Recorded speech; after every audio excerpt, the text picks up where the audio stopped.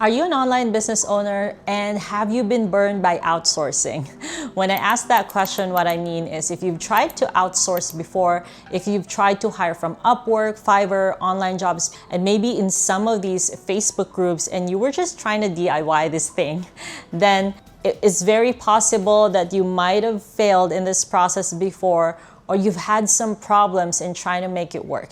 Now, don't fret. What you're feeling is very normal. Hiring, recruitment, and onboarding is a very special skill that a lot of people really pay money for someone else to do it for them. But if you're trying to DIY outsourcing, I want to share with you basically some of the advice that I wish I learned when I started outsourcing or when I started to outsource certain tasks to a worker or an online worker, a remote professional from a very different part of the world. So obviously there's going to be some cultural, some communication problems, some rocky times during the first 30 to 90 days, but really those are kind of minor things. The important thing is that you can master some skills in the recruitment part so that you don't get burned, or you have basically less chances of being burned or scammed by someone who claims to really do a good job, but they're probably a scammer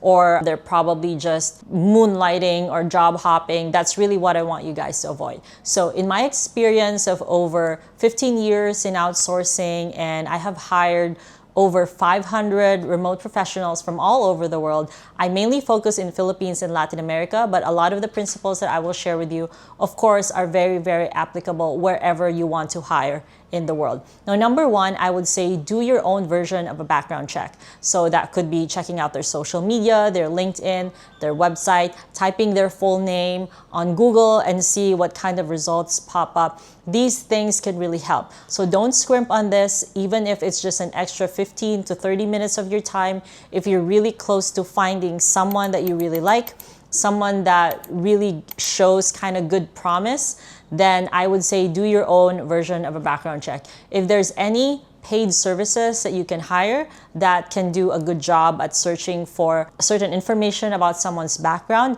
that would also be applicable, or that would also be advisable. The next thing is once you hire them, ask for their valid government ID and try to check if it matches the name on the bank account or wherever you're sending money to. That will also provide a different round or a different blanket of protection and basically security for you if you at least have their full name. So someone who's scamming you or try to scam you might have some hesitation and maybe they'll just drop you as a client, but then that would be kind of a good thing before you hire them, instead of finding out about these things way later in the process after you've given them some confidential information from your business, or honestly just even spending the time and headspace trying to work with them and trying to make it work.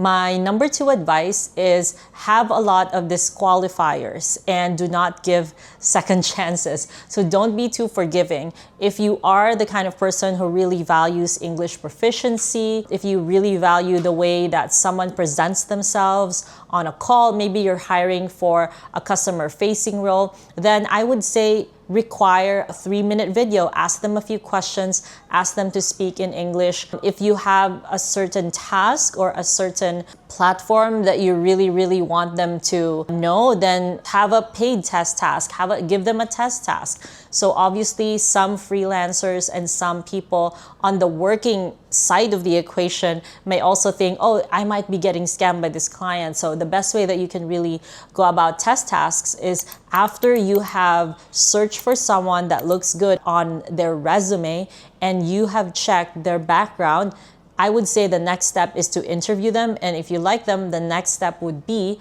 to give them a test task. And my other advice, and this is something that we do in our outsourcing company, is that when you assign a test task, make it something that they do in front of you with their screen shared. So you don't have to stare at your screen to see if they're actually doing it for like 2 to 3 hours. Obviously, you may have other things to do, but just the mere fact that they're doing this test with their screen shared, it really gives you a higher chance of finding out if they're actually doing this job or if they're actually capable of doing this job. Because once again, someone who has some sort of hesitation, if they actually don't know how to use the platform that you require them to use, then they will just drop this whole experience because they know that they won't be hired. So now my next advice, inside that advice is do not give second chances. So if someone failed maybe the first part of the test, even if they promise you, oh, I will learn it, I'm a fast learner. If you really said that you required it, just politely say, hey, I'm not meaning to hire someone who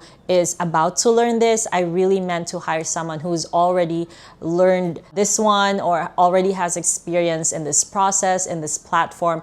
Obviously, be very kind in communicating this. Be mindful, these people are looking for jobs. These people have a family to support, and so they really, really want the job. And sometimes they would try to convince you to do it and kind of appeal to the kindness of your heart. So I would say do not flounder, do not give second chances, and just be really firm with what you need, because if you give second chances and if you show any sort of weakness in this process, then you might only have yourself to blame eventually when things get hard once you start working together, because they actually don't know how to do the thing that you need them to do. So one example would be, for example, you really, really require them to learn high level. So this particular platform, this particular software, and maybe they are very confident in thinking that they could learn it easily.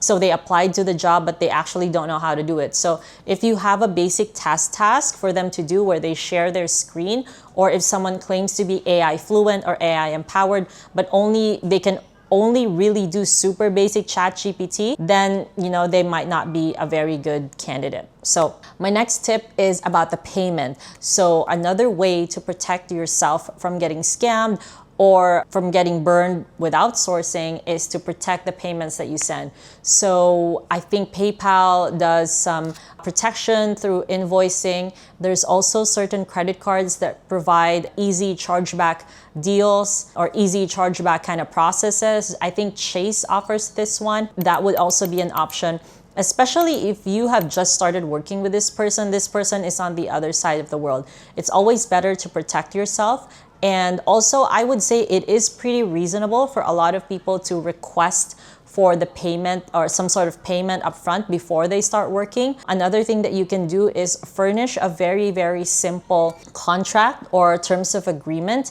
and have them sign it, have them do a DocuSign or an e-sign. Or another website that I can also recommend, which is actually 100% free, is signedseal.com. They provide basically the free version of a DocuSign, and you can have a basic contract with your agreement. So once again, to give yourself an extra layer of protection in creating these transactions, especially if you're a newbie or especially if it's your first time. Okay, my next tip would be establish a reasonable communication or feedback process. So if you are hiring someone part-time, maybe agree on the certain hours that you can communicate with them. So if you're hiring someone that will only work with you for 20 hours a week, that would be around 4 hours a day from Monday to Friday. You have to agree, is this 9 to 1? Is this 10 to 2? And what time zone? So it doesn't mean that you have to be very strict that they have to do the work at that time.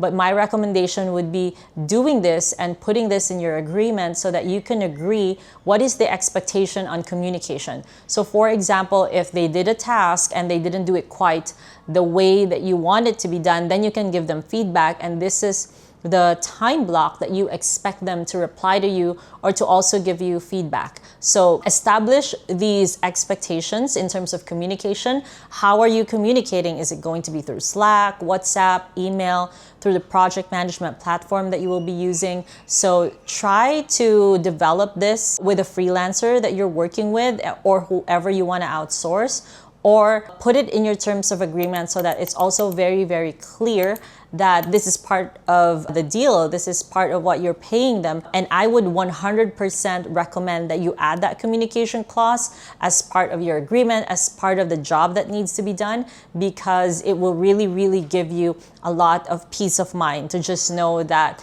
this is the expectation on how you should be communicating. And my last tip is fire fast. This is one of the principles that I've learned in outsourcing. I've learned and relearned all over again in the 10 years that I've been here. And I would say if someone doesn't work out, maybe on the second week, or if you've repeated yourself so many times and they keep missing the point, if they just seem to not be the right fit, fire fast. Just fire them, just hire again.